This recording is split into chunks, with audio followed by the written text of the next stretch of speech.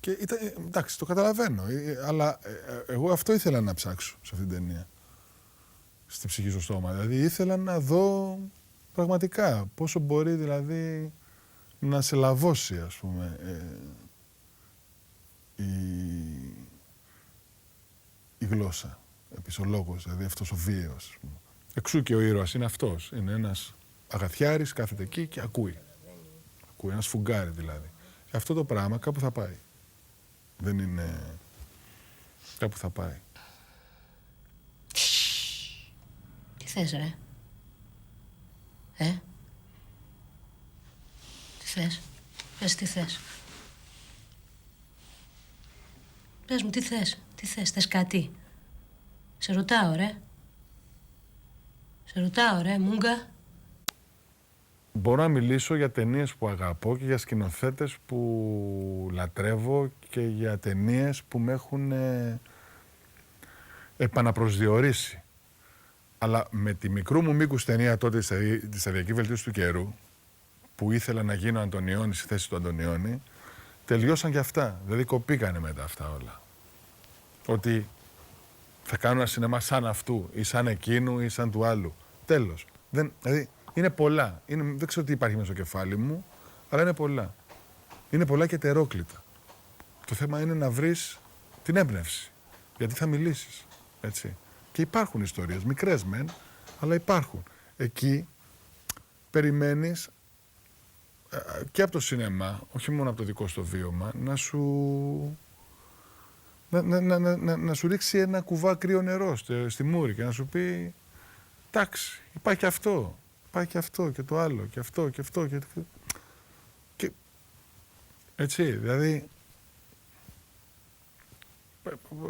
ας πάρουμε για παράδειγμα τώρα το μόνος εναντίον όλων του Νοέ. Ένας χασάπης απολύεται και πάει ας πούμε στο Παρίσι, είναι η κόρη του. Απλές ιστορίες, δηλαδή μπορεί να υπάρχει και εδώ αυτό το πράγμα.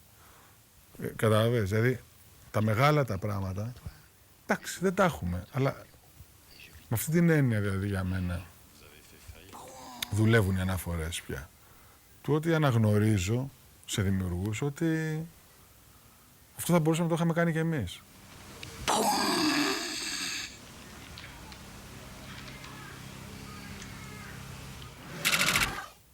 Όταν είναι να φιλμάρω αυτό που φτιάχνω απέναντι, για μένα είναι πάντα το ίδιο. Δηλαδή, αυτό πρέπει να είναι φυσικό. Τελείωσε.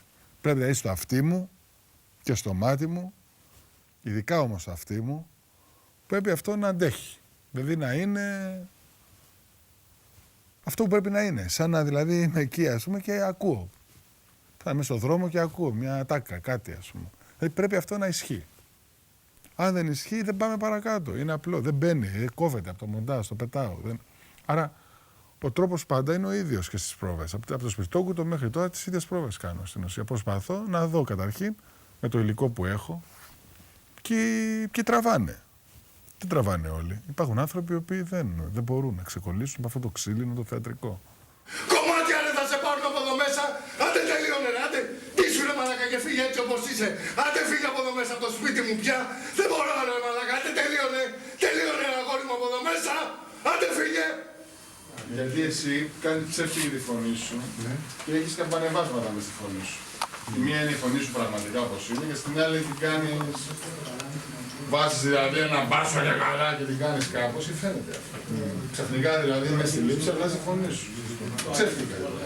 Λοιπόν, κατάλαβα μια χαρά. Είσαι σταθερός, το μυαλό λειτουργεί καλά, το σώμα, το μπάσιμο θέλει κι άλλο πιο δυνατό και τα λοιπά. Σωστό το τέλος, ωραίο.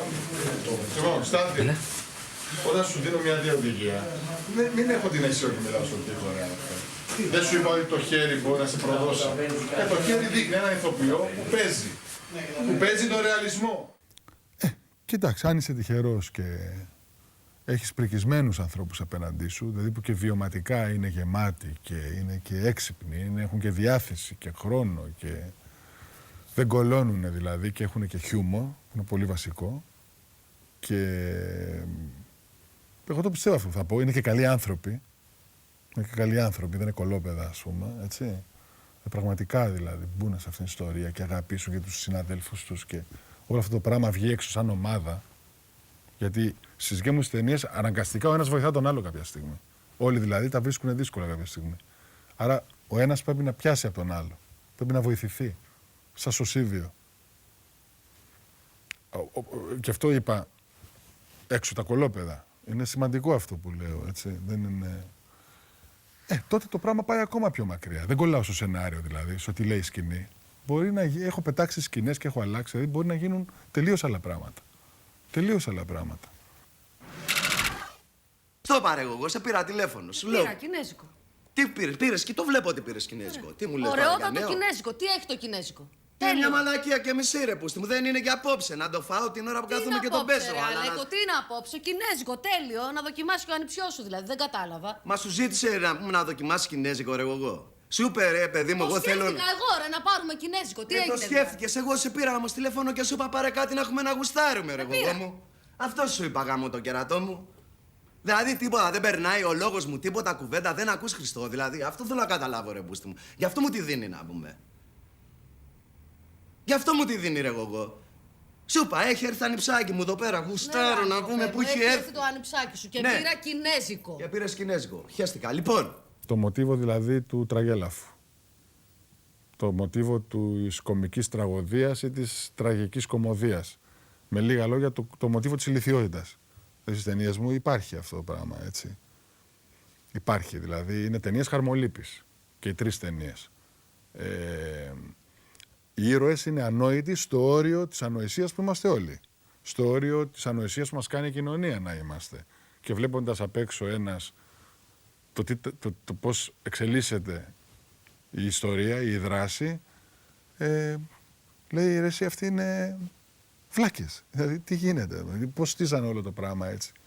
Πώς ζουν αυτοί οι άνθρωποι δηλαδή, μέσα σε μια κωμωδία ας πούμε. Μόνο που ακριβώς επειδή δεν έχουν επίγνωση το ότι ζουν σε μια κωμωδία, αυτό γίνεται τραγωδία και το ανάποδο. Ζουν μια τραγωδία η οποία ειδωμένη απ' έξω είναι κωμωδία.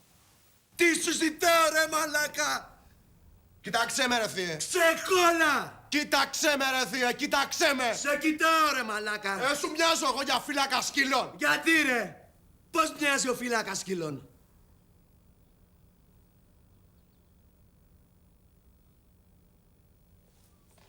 Πώς μοιάζει ρε μαλάκα ο φύλακας σκύλων?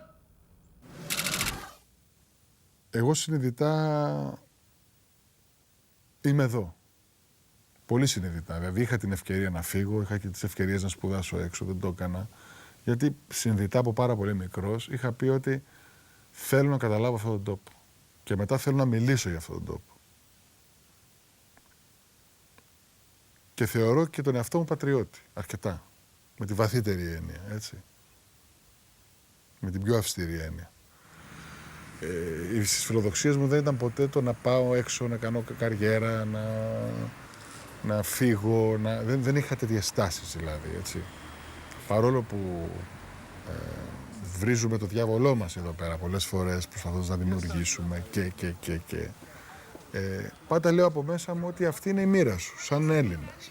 Αυτή είναι η μοίρα σου και αυτό το πράγμα πρέπει να καταγράψεις και στη δουλειά σου. Αυτό το πράγμα πρέπει να φας. Γιατί για αυτή τον τόπο μιλάς. Οπότε δεν μπορεί να είναι κάτι διαφορετικό. Οπότε θα περάσεις μέσα από όλο τον κύκλο της κόλασης για να κάνεις αυτό που πρέπει να κάνεις. Οκ. Τέλος. Αλλά το άλλο με αφήνει παντελώς αδιάφορο. Δεν είναι καθόλου, είναι έξω από μένα τελείως όλο αυτό το άλλο. Δηλαδή, αυτό που ονειρεύονται όλοι λίγο πολύ, ρε παιδί μου, όλοι όσοι μπαίνουν στο σινεμά, δηλαδή Αμερική, ξέρω εγώ, Hollywood, ξέρω εγώ, φυλακίες. Εντάξει, δεν είναι ότι δεν το περιφρονούμε, δεν το υποτιμούμε, τη δουλειά τους κάνουν, την κάνουν καλά, αλλά πώς να το πω, εγώ θαυμάζω τους κολλημένους. Ken Loach, Mike Lee, τους κολλημένους που ό,τι και να γίνει δεν θα φύγουν ποτέ, δηλαδή να κάνουν κάτι άλλο από αυτό που κάνουν. Αυτούς τους θαυμάζω εγώ κιόλας, έτσι. Δηλαδή τους θαυμάζω και λέω υπάρχουν και φάροι, πώς να σου το πω, υπάρχουν και άνθρωποι που αντιστέκονται. Τελικά είναι πίσω απ' όλα η ιδεολογία του καθενός. Καμιά φορά με ρωτάνε γιατί δεν κάνεις διαφήμιση, γιατί κάνεις σύρια. Εντάξει, είναι ιδεολογικό το θέμα, δεν είναι... Θα μπορούσε, απλά δεν θέλω, δεν είναι απλό. Ακούγεται παγιωμοδίτικο, αλλά εγώ σαν δημιουργός δεν είμαι φωτογράφος, δεν είμαι μοντέρ, δεν είμαι... Φέρω μια ευθύνη. Αύριο θα γράψω ένα σενάριο και θα διδάξω ηθοποιούς. Θα πρέπει να τους πάω στην αλήθεια. Πρέπει να καταγράψω μια αλήθεια, να πω κάτι. Να εκφράσω ιδέες. Απ' την άλλη, πώς μπορώ να. Δεν το καταλαβαίνω. Δηλαδή είναι λίγο. Απλά το δικό μου το μυαλό δεν το καταλαβαίνει. Η δική μου η ηθική η ψυχή. Δεν το καταλαβαίνει, ας πούμε. Πώς μπορώ εγώ τώρα να πουλάω ψέματα στον κόσμο, ας πούμε.